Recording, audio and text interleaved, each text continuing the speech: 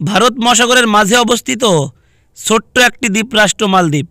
বিপদে আপদে একে অপরের পাশে থেকেছে ভারত এবং মালদ্বীপ।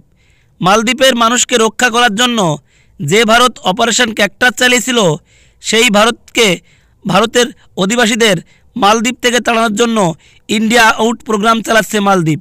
তাহলে কি এমন হলো যে সম্পূর্ণ বিপরীত অবস্থান নিতে চলেছে মালদ্বীপ?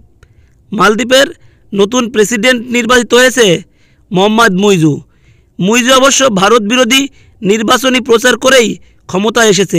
ভারত মালদ্বীপকে সামরিক দিক থেকে শক্তিশালী করে তোলার জন্য সামরিক অস্ত্রশস্ত্র দিয়েও সাহায্য করেছে। এর মধ্যে রয়েছে যুদ্ধজাহাজ, হেলিকপ্টার, নেভি ভেসেল ইত্যাদি। এই সমস্ত অস্ত্রশস্ত্র মেরামতের জন্য প্রায় 88 জন ভারতীয় সেনা মালদ্বীপে অবস্থান করছেন। মুইজু অবশ্য নির্বাচনী প্রচারেই বলেছিলেন যে তিনি ক্ষমতায় এসেই ভারতীয় সেনাদের তার দেশ থেকে সরিয়ে দেবেন। সম্প্রতি তিনি চীন সফর সেরে ভারতকে আলটিমেটাম বেঁধে দিলেন ভারতীয় সেনা সরিয়ে নেওয়ার জন্য। সম্প্রতি মালদ্বীপের বিদেশ সচিব বিবৃতি দিয়ে জানিয়েছেন, ভারত যেন আগামী 15ই মার্চের মধ্যে সকল সেনারা দেশ থেকে সরিয়ে নেয়। বিশ্লেষকরা মনে করছেন, মালদ্বীপ এবার ভারতের কাছ থেকে দূরে সরে গিয়ে চীনের কাছাকাছি হতে চাইছে। চীনের খপ্পরে পড়তে চাইছে মালদ্বীপ।